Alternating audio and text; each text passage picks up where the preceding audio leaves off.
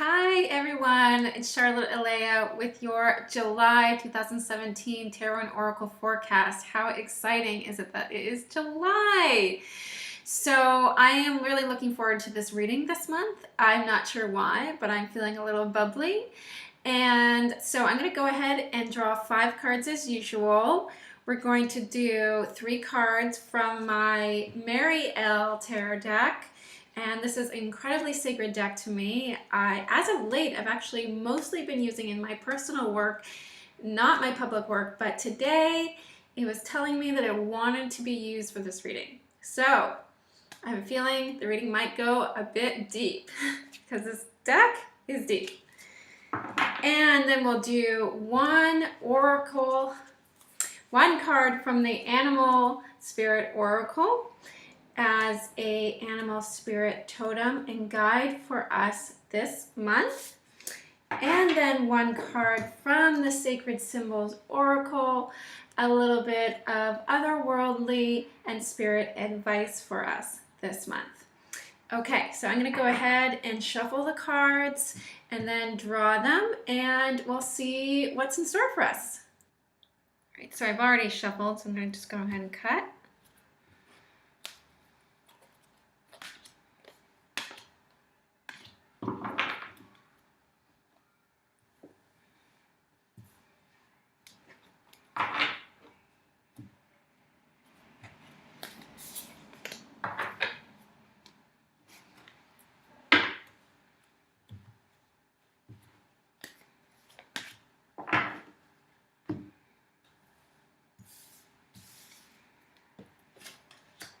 The Lovers, Strength, Ace of Cups, Wolf, and Love. Wow. Okay, so now I know why I was looking forward to this reading so much. These cards are beautiful. I'm going to show them again just so we can take them in again. So we have the Lovers, and we have Strength, and we have Ace of Cups, Wolf, and Love. So it's very easy in a type of reading like this. It has such good high vibe, feeling good energy to just be like, oh, everything's gonna be great. It's all about love this month. Yay. All right. Phew. Right? That's kind of what we want to do when we get a really positive reading. But we're not going to stop there. We're going to go deep into what this reading is really telling us. Yes, it's telling us it's all about love, but what does that mean? Love in what way? So let's dive in first with the Lovers card, which is a far more complex card than a lot of people make it out to be. And this Marielle card actually illustrates one of the really important aspects of the Lover, which is the marriage of opposites. The marriage of different aspects of yourself that are split and that do not always get along so well. So when we begin with the Lovers card, we are being asked to reconcile aspects of ourselves that are rather polarized, that feel opposite within us. That may even be split. And so another aspect of the Lovers is coming into awareness of the parts of ourselves that we project outside of ourselves through our desire. So for example, if I am desiring to be find partnership with somebody who is very nurturing, right? And because I feel lacking of that in myself. And so that when the Lovers comes through, it is an invitation to be able to discover those aspects that you are desiring in another within yourself. To open to those realms. That desire, whatever is compelling you externally, is also a mirror image for what you are seeking to discover from within. And so this is an invitation this month to find those opposite qualities that you think that you need external to you to really actually unlock them within. That this marriage is within you and that you can discover it through a process of self-love, and we'll get into that more. So the reason why, though, we do split off certain qualities of ourselves is because it can feel really risky to be able to embody certain aspects of ourselves. And so we see this kind of risk coming through with strength.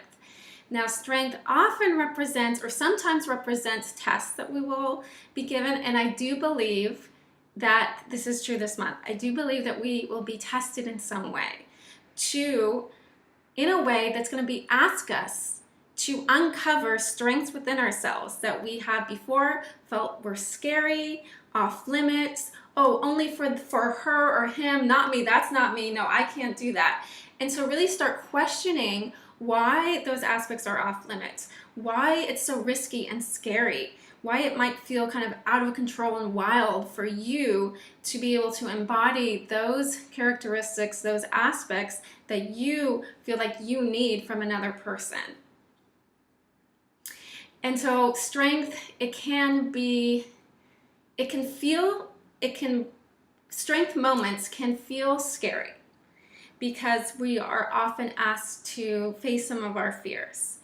But they are wonderful opportunities for us to really, really reveal our courage and our strength, as the card says, and the deep commitment we have for ourselves, and to really, really feel and experience our instincts, our intuition. Because in order to uncover these new qualities, it's not a cognitive process. It's not up here. It is, as you can see, it is here. It is way down there, way down. That is where that power will be unlocked from the aspects of you that are deeply connected to your instincts, to your animal nature. Okay? So, through this process, as I said before, there is an opportunity for us to rewrite what love means for us. So this month, I actually would like you to bring awareness and bring truth and transparency to what is love for you. When you are giving love and you are receiving love, what does that look like? And then look at what do you want it to look like. And in this process, we can uncover our own fears and our own resistance to really embodying the kind of love that we want to receive. In order to embody and receive the kind of love that we want, we have to be willing to give it as well. And we start giving it by giving it to ourselves. And so if love looks like someone offering you this, and that, and you have not yet been able to offer that to yourself, then just think about that for a moment. That you're expecting something external to come to you that you have not yet learned how to give to yourself. And so this is an opportunity for you to be able to write or rewrite what love means to you in its essence, in its like pure form. Taking away any of those expectations and external qualities of what it's supposed to look like. When we're able to kind of let those go and to allow love to be what it is, which is something beyond words, beyond the emotional needs of our inner child. Coming into the essence of love means we do have to grow beyond the emotional needs of our inner child. It does. Because that inner child has certain expectations of somebody giving to them externally. Whereas now we are equipped to be able to give all of that to ourselves. And all of that together, consider it like making cookies, right? So you throw all the ingredients into the bowl, you stir it around, you put it on the platter, and you bake it. And what comes out is something completely different and completely new and completely delicious. And it transforms. It's not its ingredients anymore. And as a child, love was being able to take all those ingredients, right? So we needed to be receiving those ingredients. But now we have the capacity to give those ingredients to ourselves, bake our own cookies, and have them come out amazing and wonderful aspects of love for ourselves and love for others. And then we begin to see this kind of coming out. So for now I've been talking about how this love kind of activates within ourselves. And now we move forward with the wolf and how we will begin to unlock these aspects for others, for our communities. If there's one word to associate with wolf, it would be family, right? Wolf is the most popular animal totem.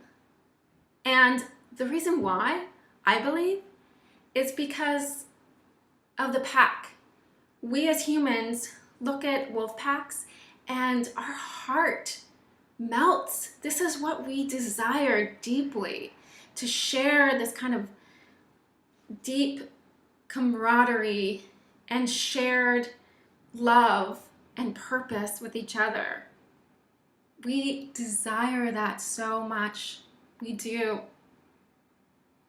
And so the wolf totem invites us to be able to create this for ourselves. In order to be able to kind of weave the kind of community and family that we want, it starts with us.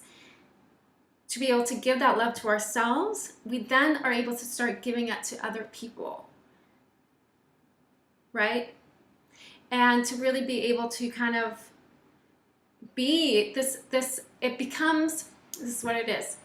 The purpose of all of this becomes much bigger than you. Yes, it is highly beneficial for you and so wonderful and will allow you to have so much more satisfaction, peace, contentment in your life. But also the world needs us to do this. It needs harmonious communities.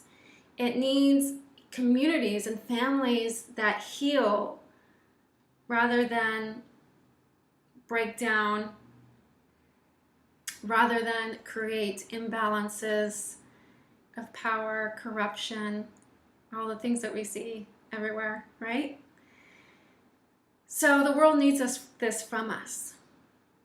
And I've seen the wolf totem coming through more and more and more and more. It's everywhere these days, right? And so we as conscious human beings can begin this work together to be able to be the community and create communities consciously with shared values, with some aspects of the wolf, okay? So they work seamlessly as a team. Everything they do is for the pack, yet they are able to completely operate on their own and to hunt on their own. And so they are fiercely independent and connected at the same time. Every member of the pack has a different role, has a different purpose, and serves the pack, serves themselves as they serve the pack. And so that was something really, really important for us too, is that we find how we serve ourselves in order to serve our greater community. Wolves also are a beautiful blend of the masculine and the feminine. And that comes back to the lovers, because for many of us growing up in a highly gendered society, if we're women, we often externalize a lot of our masculine aspects. If we're men, we often externalize many of our feminine aspects. And so wolves really teach us how to embody both, how to have that marriage of masculinity and femininity within ourselves, of acting and receiving, of stillness and action. Those are just a couple aspects of masculine and feminine.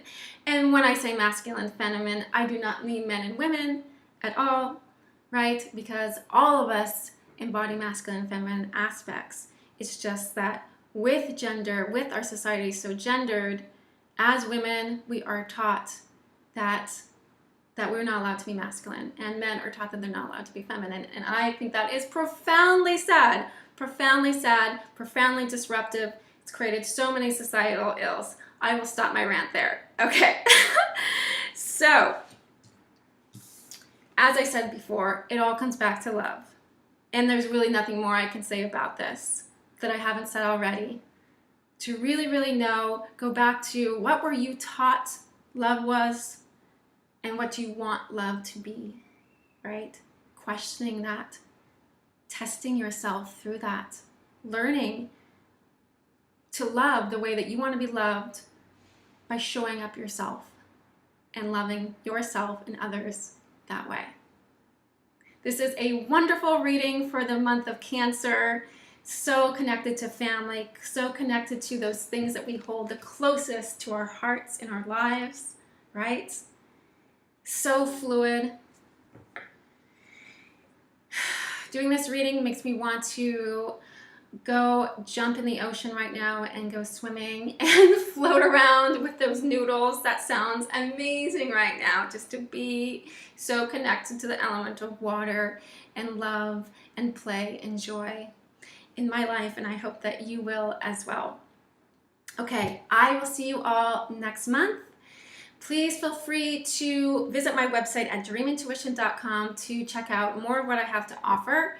And please like this video if you enjoyed it, and follow me, and you will get a notification about next month's reading, as well as other videos I post here on intuition and other subjects. Okay, I will see you then. Have a wonderful month.